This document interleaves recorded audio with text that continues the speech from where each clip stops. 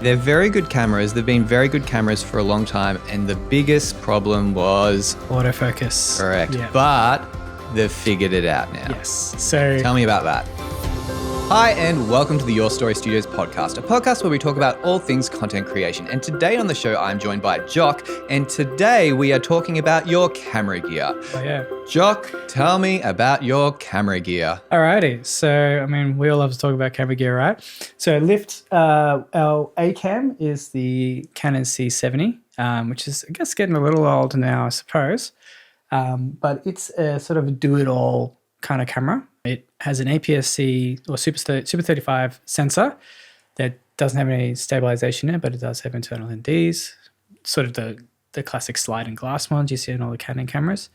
But we attach a speed booster to it, so we get full frame field of view. Is that the Canon one? Yes, yeah. So all the autofocus, everything works perfectly with it, and we actually use Sigma 24-70 as a sort of main lens, typically. We do have a 7200, 16-35, and then some Sigma primes as well, a 50 f1.4 and a 35 f1.4, which the 35 we only use sparingly, but it really does kind of just do it all. It has mini XLR ports into it, which is a bit of a pain because you have the adapter, but we just pack that in with the audio equipment every time, so you've always got it. It only needs SD cards. It doesn't take any CF Express, which can be a detriment to some people, but also it's a cost benefit. You can use lower quality cards for when you're just, say, doing a live stream and just shooting at like 8-bit, 1080p or whatever. Or you can go all the way up to V90 cards and shoot RAW through the Canon, using Canon RAW, which they have various different forms of compressed RAW, which are pretty cool. We've only used those a few times. We don't necessarily need it for the kind of work that we do. So what is the kind of work that you do for people that may not be aware? So we shoot sort of corporate internal comms sort of style videos, typically published on websites or on social media, LinkedIn, YouTube, Instagram, whatever. So as a result, highest quality is not necessarily the focus. Actually, file size is often our focus. We shoot a lot of our stuff in 1080p 50. Most of our B-roll is 1080p 50. Sometimes we'll do 4K, particularly if it's meant to be evergreen content, then we might want it at a bit higher res. We shoot all of our interviews at 4K 25, so we have the ability to punch in, and also just get better color. As a result, more pixels means more color and more depth in the color, so it looks really nice. And usually in longer compression as well. Don't often use interframe or all-eye codecs because we just don't need to have the highest quality typically, and keeping the file sizes smaller is cheaper for us and therefore cheaper for the client. How business has to operate to be profitable means that all costs essentially get offloaded to a client one way or another. And so if you're shooting higher quality, that means you have to eventually charge more for your storage costs particularly. So it kind of does everything we need it to do currently. With that said, is there room for improvement? Yes. Yeah, of course. The biggest issue I have with the C70, apart from the form factor, which I will talk about in a minute, is the DGO sensor is amazing. So for people who don't know, it has Canon's DGO sensor, which is dual gain output, I think. And what that means is it actually reads a high gain and a low gain voltage off the sensor. So for shadows, it reads the high gain, so you get information from essentially from a higher ISO if you want to look at it that way. And then for your highlights, it reads it from a lower gain part of it for the ISO, and that combines those two together to give you a greater dynamic range from the one image, which is awesome. When you shoot at base ISO, you have, I think it's like 16 stops of dynamic range, somewhere around about there. Basically all you'd really need for most things. But where it falls apart, literally, is if you need to move off that base ISO, it doesn't have a dual base in terms of you can't tell it to then use only one part of the gain, one gain level of the sensor. It is always using the two. So if I need to go up to even just 12,500, I start noticing noise. If we need to go to 3,000, it can be pretty bad. A lot of chroma noise and whatnot. So we often have to use Neat Video in Premiere to sort of clean up, because Premiere doesn't have any denoising software in it. I hear DaVinci's great. So that's kind of been the bigger issues. Like sometimes we do sunrise set shots, and normally with sunrise we actually do want it to be dark. So, shoot for the sky, basically, expose the sky. And if it's in shadow, it's in shadow, and so be it. But sometimes you do need to bump it up. Maybe I'm in the cab of a truck or something and I'm trying to film. There was a particular one. I did a road trip from Sydney down to Albury with Volvo. And so we started at like 4 a.m. or something in the morning. I can't remember now. And I was trying to interview, it was an electric truck. So the first time the guy's ever driven an electric truck. So I was trying to interview him at the beginning as we're driving, what he's feeling like. And I had to bump that ISO way up just to even get a glimpse of his face. And as a result, we had to denoise it pretty heavily in post. Didn't matter for the video, like client was happy, but I was kind of thinking, man, if I was shooting on my S5IIX, I could use the other ISO and it looks so much cleaner just out of that. Because at that point, dynamic range wasn't that important. The other room for improvement would be the form factor. It's great that it's just a box with a grip and all the functions are there, but I find the grip, I don't know if it's too vertical or if it's too big. I want it to be kind of there, but it's like that. And I find that sort of difficult. So we have to put the sort of side strap on the side of the camera. And I typically just allow that to hold most of the camera's weight and sort of just rest my hand against it. And then I'm using the left hand, to control the lens and any other functions on it. So I do hear there is a C400 or a C80 out there, which maybe lift. Hey, Grant, we might pick up at some point in the future. I would love that. It has its fair share of controversies and issues I'm hearing about. Tell me about it. I think from what I hear, so the C400 is instead of being a Super 35 dual gain sensor, and as a result, the C80 and the C400 share the same sensors and are largely the same camera versus sparing a few nuances. It's a full frame sensor that is not DGO. It's like any other multiple gain sensor like you get on your Sonys or your Lumixes or whatever that has multiple base ISOs you can go to, which is awesome for when you want that flexibility to higher ISOs. But as a result, I'm hearing that it's got a noise issue. So those higher ISOs are maintaining the dynamic range mostly, but they're not doing much in the realm of noise reduction. So you do need to apply a bit of noise reduction in post if it's a problem for you. And I'm hearing dynamic range isn't as good as the C70, even though the sensor is 0.5 or 1.5 times bigger. Something about rolling shutter I think is not as good. Still pretty good. I think it's still at like 18 milliseconds or 16 milliseconds, but it wouldn't replace our C70 for everything. It would be like an alternative camera. I mean, I probably end up using it all the time anyway, but it would be like an additional one that we can use alongside the C70 would become our B cam, or just an alternative camera we want to use for high dynamic range situations. And the C70 would particularly help us for dark shoots, event stuff. We do a little bit of event stuff here and there, and having that flexibility in ISO can be really, really powerful for those. I've often typically chosen to use my S5IIX in those environments because I know I can get pretty good results no matter if I'm at base ISO or ISO 4000 it is on the S5IIX, and sort of get that flexibility there. And a C400 has the rotatable handle and just sort of your more classic, what do they call it? Is it ENG style camera. So, it feels a bit more substantial. There are cameras that are a bit more modern now, I guess, that solve a few of those issues, but don't necessarily beat it in a lot of functions. I know there's a lot of Canon cinematographers that aren't happy with the C80 and C400 because it hasn't got the dual gain output, which I hear from Canon it's just not physically possible at a full frame sensor yet. So Yet. I mean, technology is always changing. I think Ari's already done it forever ago because they do the same thing for it. So would love to see a C400 in our arsenal eventually. I can talk a little bit about how we shoot truck videos. I guess how this integrates, and then also how our other stuff integrates. So we use the C70 for bulk of like any on foot filming. We don't usually use like any stabilizer on the C70. It's just too heavy for most stabilizers unless you get an RS2, I think. And so we sort of lean into that handheld sort of look where we're happy for it to be a little bit rawer, usually shooting at 50, so slowing it down sort of helps smooth out. Do any of the lenses that you have image stabilization?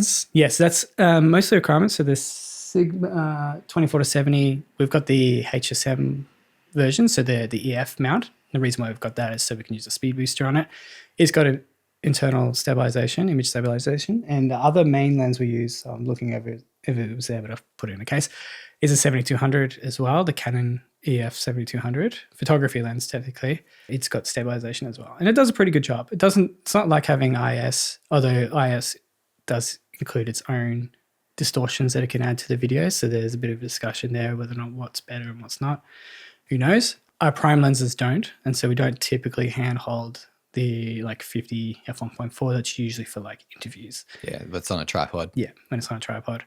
When we want to use a gimbal, we typically use my S5IIX on a gimbal, mainly just because I have it and because it's a bit lighter and easier, and I can kind of pack it into a bag and also bring the C70 along with us. We don't do a lot of like normal filming with the gimbal. Sometimes we have to do a bit of real estate style stuff, or we need to, we want to, walk along with somebody up along a truck or get some cool truck B-roll. But our other main weapon, I guess, of choice is the Osmo Pocket 3, which I think Grant, he was one of the first people in Australia to buy one. It got announced, I can't remember when it was, but the very next morning he was at the store picking it up, and the guy was like, "You were the first person to buy this from us." Because we do a lot of rolling shots with trucks and whatnot, so we're out on the road. Our options are to go with a full camera rig, which we want to do. It's fantastic. But that has its own set of permits and just issues that maybe would push it out of a lot of clients' budgets for the sort of simple shoots that they want to do. So the other option we looked at was the Osmo Pocket, and it's essentially just a little gimbal camera. It's a stick. It's got a camera like from your drones attached to it on its own little gimbal, and it can wirelessly connect to a phone for control, so that we've got a little suction mount. So two suction cups sits in the back of a car. We then use a strap to secure both the gimbal and the suction cup, so that if suctions come off, it's not just going to fall on the ground and smash or damage somebody else's car or whatever could happen. It's just going to dangle on the bottom of the car. It hasn't happened yet. The suction cups are great. And then we can remotely control that from inside the cab of the car. And it's pretty good. It has limitations, particularly with the wireless connectivity. I've found that if I'm in the passenger seat, I can drop connection. Sometimes even in the back seat, if I'm not right up next to the window, it may drop the feed or drop connection or whatnot, which is not ideal. And it seems to get affected by cars and particularly trucks passing, which is a bit of a problem because that's what we shoot. So sometimes when a truck passes particularly, I might lose a bit of control. So I just have to be aware of that and sort of set the camera up in a position that I know I'm going to get the shot that we're trying to get if, say, the truck's passing us or whatnot. And it can shoot up to 4K, 50 or 60 in 10-bit log, D-log M, I think it is. So it's not the full log, D-log curve. It's a sort of compressed one, but it gets pretty good dynamic range for the sensor that it is. And particularly when you're out shooting trucks, like it looks fantastic where it can expose for the sky and expose for the shadows, and it all looks brilliant. How does it cut with your C70 footage? Pretty good. So I can talk about, we use the Phantom LUTs from Joel Familaro, something from Australia. It's Australian, which is cool. Melbourne, I believe. Yeah. Oh, yes, it is too. He is. He has LUTs specifically for the Osmo Pocket 3 and for the C7 or C-Log2's, the log curve, and also for the V-Log. We basically bought them for every camera that he's got. So we've got it for Sony's because we contract as well at times. So we need to be able to semi-match colors together. And for that, it does get pretty close. It's obviously not perfect, and it never is going to be. And whether or not that's a problem is up to you or up to the client or what the point of the video is. But we just dropped the RE neutral LUT onto the C70, onto the DJI Osmo Pocket 3, and it looks pretty close and pretty good. And the LUTs are really good. So that does help us. Sort of like we use that kind of as a base. I tend to do a bit of grading on top of that. Sometimes I do just leave it if it looks good enough, but a bit of tonal curve and maybe a bit of color changing just to give it a bit more of a interesting look. Yeah, and I can see you've got a filter on the end of your C70. So I'm guessing that's a polarizer? Yes, it's a CPL, circular polarizer. Because we do a lot of transport stuff, again, glass is a consideration. But I also realized that I went through a stage last year where I went back and was watching like how they were lighting and shooting films and TV shows and stuff. That's, not all of it goes into corporate filmmaking. A lot of it can't, because you can't control everything. But I sort of realized that Breaking Bad, Better Call Saul look that they have, where there's just something about like the skin and the sky that looked interesting. I was trying to work out what it was. It's circular polarizer. So you can darken the sky down without changing your exposure much, or you can also like kind of reduce specular highlights on skin, sort of really sort of change that look. And because it's got an internal ND, means that we can still ND the camera, and it's a solid ND, so it doesn't get affected by, I know there's some internal NDs that get affected by circular polarizers in weird ways. Yeah, they do. So I was going to say the Sony FX6 has, if you put a circular polarizer on the end, it'll do weird stuff with colors around the edges or something like that. I only did it once, and it wasn't on a paid shoot or anything. I was just testing it out, and I was like, oh, that's a pretty big gotcha. Yeah, it's pretty big gotcha. But apparently they solved that problem with the Sony Burano. Oh, cool. Yeah. Oh, that's great, because that will hopefully trickle its way down. In time. Yeah. So that's been really good. Like when we need to shoot through glass, we've got the option. It doesn't cut out all reflections. It just cuts out your non-linear reflection. I try to remember exactly. So basically, like if you had a light and there's a window here and you had a polarizer on your camera, you're still going to see that light reflected because it's going straight to your camera. But if it's like way off on a different angle, you may be able to cut that out. If you're shooting a car, you can generally reduce the sky. So if you need to see a face or something, you won't get all of the reflections. It's almost like you can move around which part of the reflection that you see often. So you can sort of optimize that for the shot you're trying to get. And I've often used it as well just for outdoors, taking down the sky a bit if I want a bit more contrast with the clouds.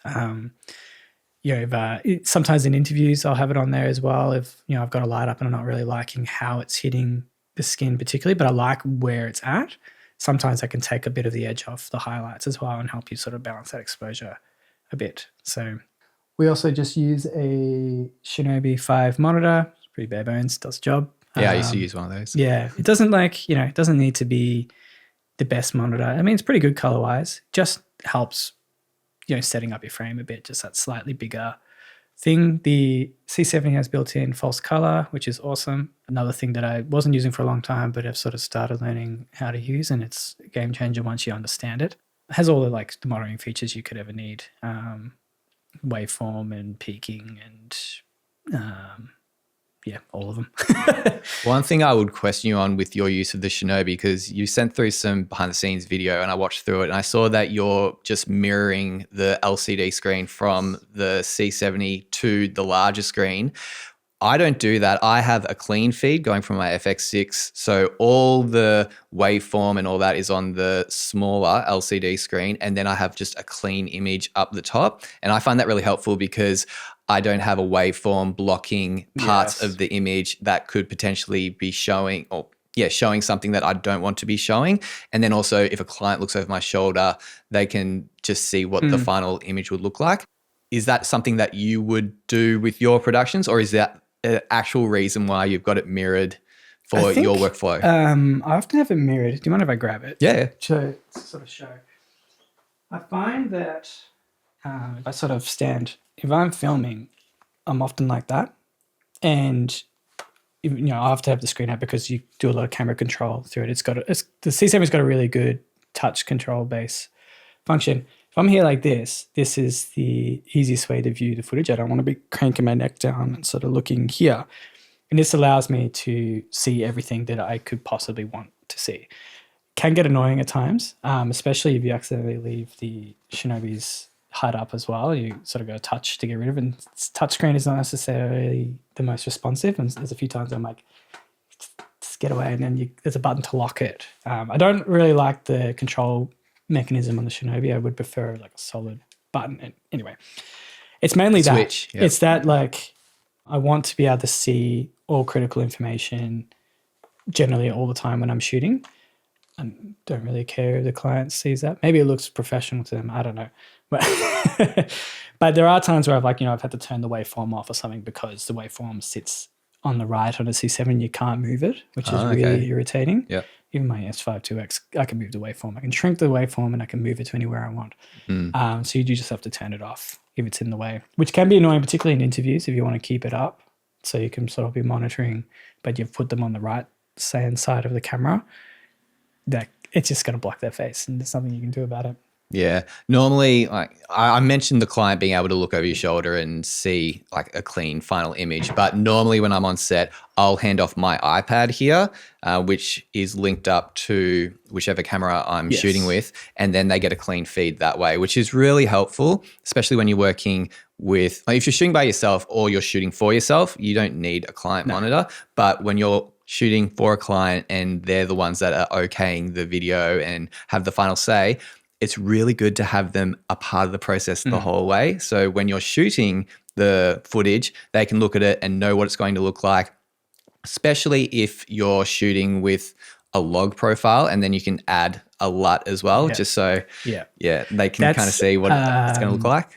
The C70, if you shoot in a log, I've actually got the monitor displaying the phantom light up top, whereas you can't change the log the LUT being applied to the Canon screen. It's always their BLT, whatever it's called, their C-Log LUT, which is really annoying. But it's actually kind of can be a good comparison at times, kind of get an idea.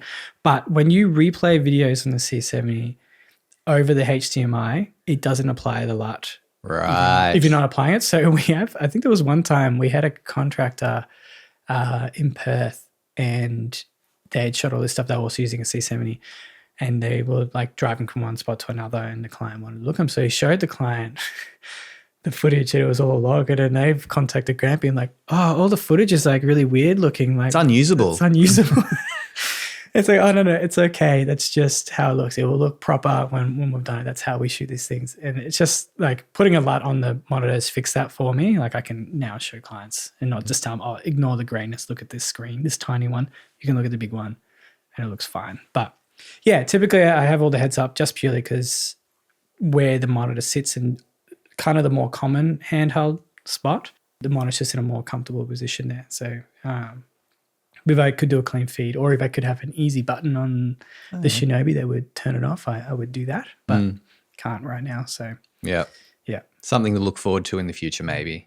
So now moving on to the Lumix S5IIX, tell me a bit more about that. So that's my personal camera, so not through Lift. We do use it in Lift Productions. It's S5IIX. I bought that particularly to use for gimbal work. So with Lift, we had another gimbal, as an older one, to balance the C70 on it, which was our lightest camera at the time. We literally had to like hang weights on the like right arm, the roll axis, I think that is. I forget the name, to balance it. And it just wasn't ideal. And it also meant that like we only had the one main camera we're using. So, you know, we wanted to go handhold or use a zoom lens, you'd have to detach the gimbal and whole thing. So I bought that for it. I've been a Lumix guy for like basically my whole time freelancing. I started off with GH5 and I kind of just stuck with them because I understand their cameras, their color, how they operate, the menu system, everything about it. Yeah, they're very good cameras. They've been very good cameras for a long time. And the biggest problem was autofocus. Correct. Yeah. But they've figured it out now. Yes. So tell me about that. They, for majority of Lumix's time, they stuck to contrast detect autofocus, which is really good for photography. It actually was. So contrast, if people don't know, is actually a really fast style of autofocus. In video, though, the way it works is actually by looking, from my understanding, by looking at the video feed and looking at the contrast, because obviously your highest point of contrast is going to be at your point of focus. And so when it's doing it in video, the only way you can check that it's in focus is by shifting the focus a little. So there's the old classic Lumix wobble, or they had another name for it. Starter, yeah, that you'd see, particularly in the full frame lane where depth of field was a bit brighter, where if you watched the lights in the background, they would sort of pulse in and out of focus. That wasn't never really an issue for me generally because being classically trained filmmaker, I was always manual focus. I've always been manual, basically everything. And I still prefer manual 99% of the time. You can even see I've still even got the manual motor on the lens, but sometimes you need autofocus, particularly when you're doing gimbal work. It just is easier and it can allow you to focus on your composition more without having to think about, oh, am I pulling the focus correctly? Sometimes you're still using just a small screen. It's ages away, you can't even tell. And so when they brought out the S5 II and they finally put phase detect, well, it's a hybrid contrast phase detect system, like in most of the sort of top of the lines autofocus systems now. It works. Like, it's probably the best way to say it. They had spent a lot of time with the contrast detect working. That's funny.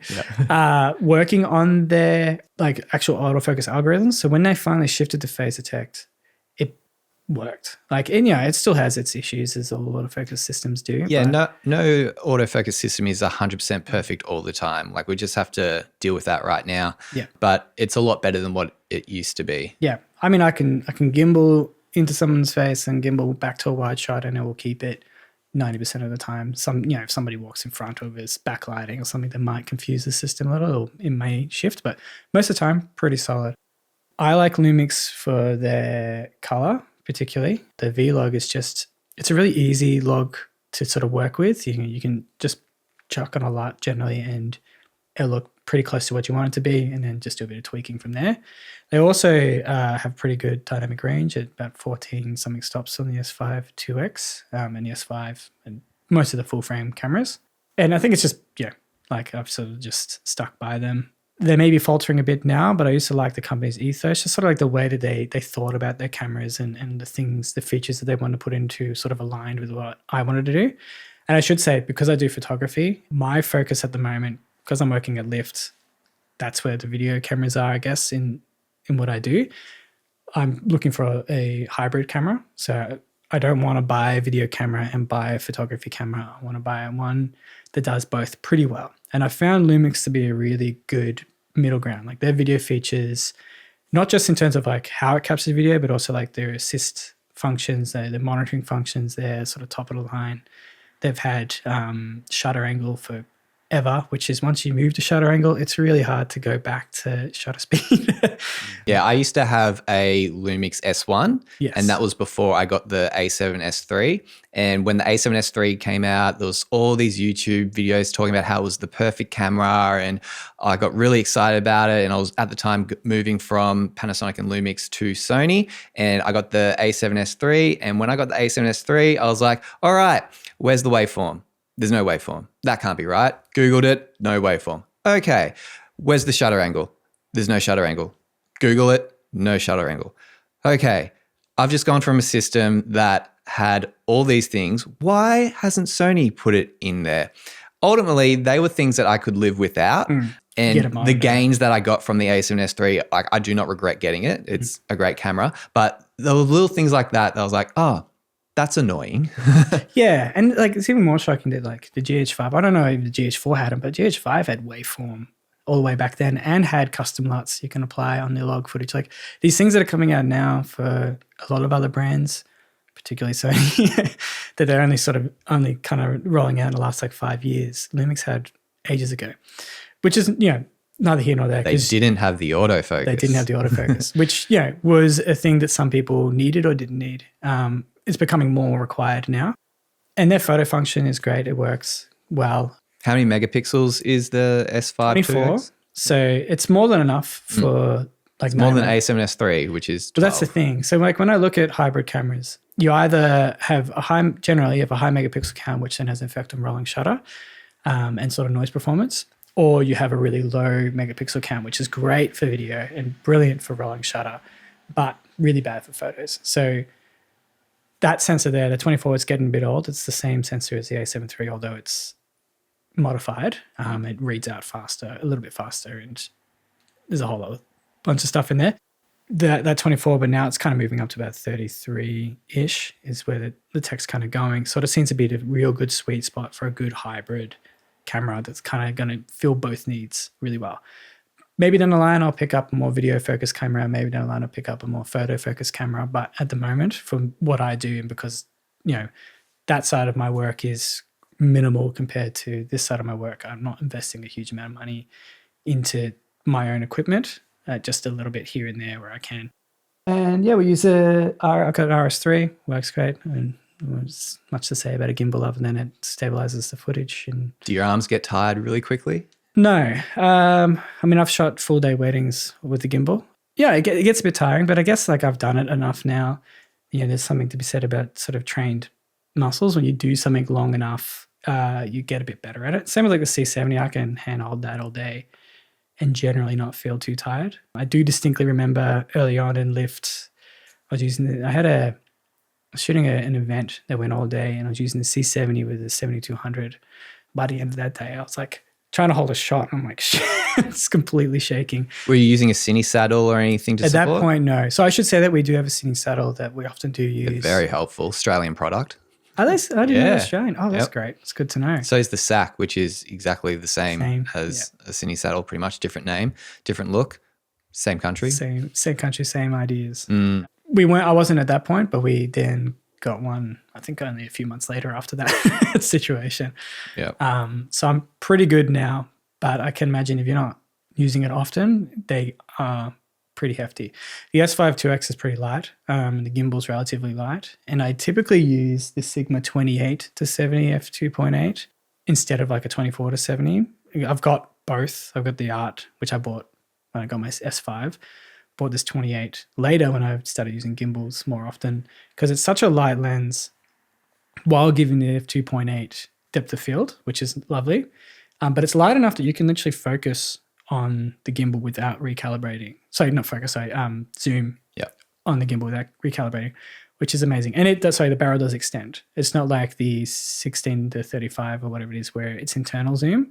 The barrel extends, so it does shift your center of balance. Yep. So if you just balance it at like the midway point of the zoom, which is about 40 something on that lens, you can zoom, which is a game changer for weddings and sort of event work where you're kind of moving quick and you might have only a few minutes to get a wide, immediate amount of close up. So yeah, that's been really good. And I do actually often have an S5, like my older S5, on a strap around my waist with like a 85 or something on there. So that's when I'm doing wedding stuff under Jock Turner visuals. I'll sort of, I can put the gimbal down and quickly get my details and then back up to hand holding the gimbal for most of the stuff. So yeah, my gimbal's set up. I've got the RS3 Pro, but then I've also got the Tilta Ring. Yes. And then I also have a V-mount battery on that, which I typically use a 150 watt-hour battery. So they're not light. And then I've also got a 7-inch monitor as well, so I can view that. And I used it the other day, and it was really heavy because normally when I use it with an easy rig, Yes. and then I just clip it on and then I can shoot with that all day, no problems. The only problem is I'm very apparent around people. Yes. So like they'll see this person walking around with this big easy rig and it's a bit distracting. So reminds me of I was filming for the Brisbane Truck Show 2 years ago, which another one's coming up in just a few months or weeks. And I was filming a Mac dinner ceremony, and there were these two other videographers there, which when I first got there, I was like, oh, these videographers, who are they shooting? But they were there to film, I think the projector or something they were using, or the screen they were using was some new tech. So they were actually there just to film the screen. But they were rocking basically like that. They had the tilter arm, they had the gimbal, they had a red with like, I don't know, it might have been the Cine Sigma 18 to 35 or the 150.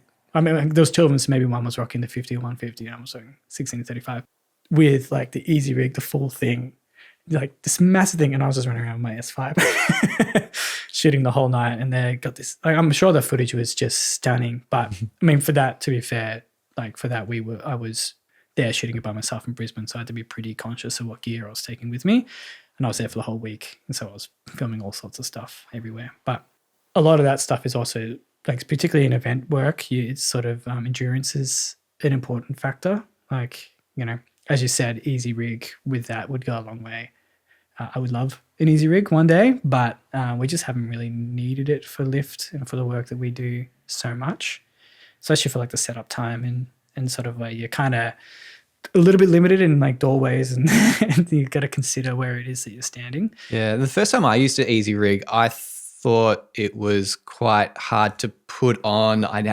The shoot that I was on, someone else brought the Easy Rig. It was theirs and they had to help me put it on, and then I got it all set up. But since purchasing my Easy Rig, I just have it set up for me, and it's really easy to put on. I just pick it up, put it on, clip the gimbal on, and it's very straightforward and easy for me to get set up for a full day of shooting. And I can shoot for at least half a day with one of those V-mount batteries, depending on how many shots we're doing. So I've got about 3 or 4 of those V-mount batteries that I can just take off and put on, so I can get through a full day, no problems. So I found that to be a very good setup for me doing the gimbal, but I realized it's not the ideal solution for some of the shoots that I do. So if I'm filming an event and I'm trying to get through a crowded room, good luck. Even using a cine saddle, I had a shoot the other week and I was trying to get through the room and it was a little bit more difficult to do that. So once again, the right tool for the job. Yeah. And that, I mean, like, especially in the wedding scene, I know like there's some people that shoot weddings and they do the full thing, and they've got the clients who are happy to do that, happy to shoot it. It's not the kind of wedding I want to shoot. I like being less intrusive, a bit more of a fly on the wall, I guess. And I want the people you're filming to not freeze up. Like I can imagine, full thing, you're going to get a lot of comments that be, well, that's a really big setup, and other people are going to get really nervous when that thing's pointed at them. Versus like a camera that looks like something they might own, especially if you take it off the gimbal. You do tend to get sort of a bit more like receptive responses. They may, or even easier that they will just ignore you altogether, which can be really good for certain videos. But, with like lift, I would love to be able to rock one of those someday. We do a lot of filming with a guy named Richard. He also is a Canon guy. He's got, I think, multiple C70s now, and he does the full thing with the Easy Rig, and I've based a lot of what we've got off what he has because his stuff looks amazing. And to finish off today's episode, Jock, we've talked about a whole bunch of different gear that you use. How do you select each piece of gear that you need to take when you're traveling and doing the videos that you're creating? Yeah, so we've lived... Because you can't take everything. Yes, exactly. With Lyft, we do a lot of travel videography. We're often out filming in Brisbane or Perth or wherever it is. So typically, like the C70 is generally a must-go. That's our A-cam. So we've got a hard case, and you sort of got to think about what equipment or what lenses do I need, and that's why we use a lot of zoom lenses. So generally 24 to 70, 70 to 200. 2.8s. 2.8s, definitely going to go. If I'm doing a lot of interviews, then I'll take the 50 with me as well as a sort of third lens to get that nicer interview frame. If I'm not shooting many interviews, but I'm going to be in cabs of trucks and stuff, I might get the 16 to 35 with me so that I can shoot wider.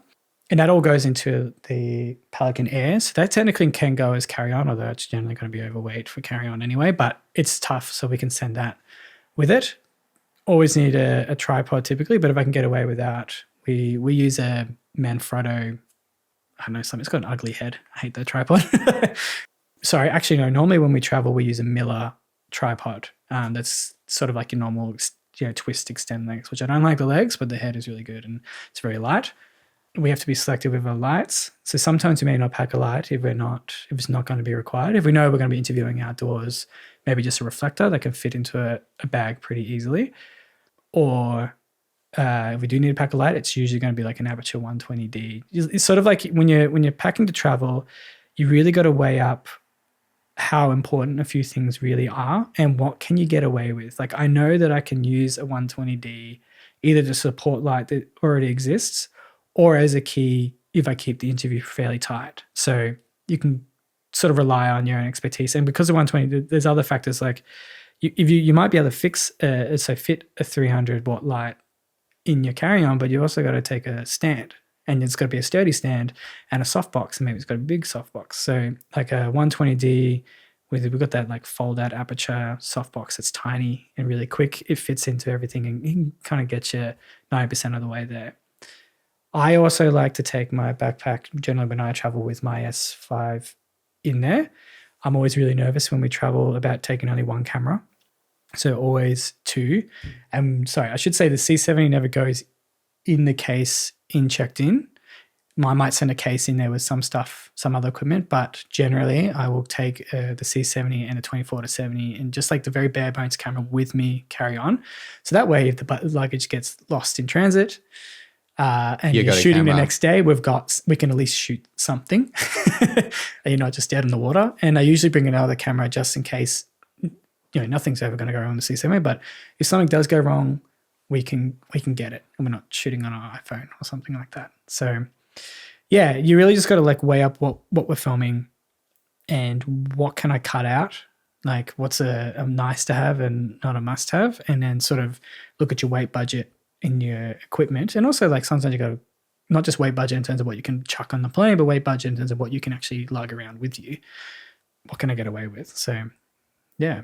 Yeah. And when you arrive to your location and you realize, oh, I really need a powerful light or something like that, do you have hiring options or do you just make it work? We generally just make it work. There was a time where we needed a teleprompter and Grant forgot it, which is like, actually, it's a bit of a problem because a light or a tripod or a stand, you might even be able to buy in time, but a teleprompter, it's niche enough that it was a bit of a problem. So he was like on the phone, we had to get a courier. He got someone, he was going to Brisbane. In Brisbane, he like went on like a filmmaker Facebook thing and reached out, been like, hey, we got a teleprompter we can hire from you. We got 2 couriered to us. We only used 1 and, paid for both and sent it back because like at the end of the day, it was an expense to us as a company, but we had to make sure we had not only a teleprompter, but one that we knew how to use as well. Thankfully, we've never really had a case where like we've never lost a baggage in transit, which is pretty amazing considering how much we've flown. And like I hear other people have had that issue. It's always a concern. And we've never really forgotten many things. I'm generally pretty rigorous. I check over the gear like 6 times before I fly. It's a bit of a stress, to be honest. Like there's everything, you got the camera, you got the cords, the chargers, the any like small things like are the batteries charged? The batteries charged. Yeah. So we use media. Yeah. Do I have a way to back up the footage afterwards? Especially if I do multiple days. Do I have enough cards to cover all those days? So go through the whole process probably 3 or 4 times before I'm on the plane. And even then, I'm always a bit concerned that I've forgotten something. But a checklist would be a really good idea when you're traveling. And so you can both check it off before you leave and also probably check it off when you finish wrapping as well before you hop on the plane, and make sure you have got everything and haven't left it in Timbuktu. That would be very helpful. Great tip, Jock. Well, thank you, Jock, for joining us today on the Your Story Studios podcast and telling us all about your camera gear. Great. Thank you.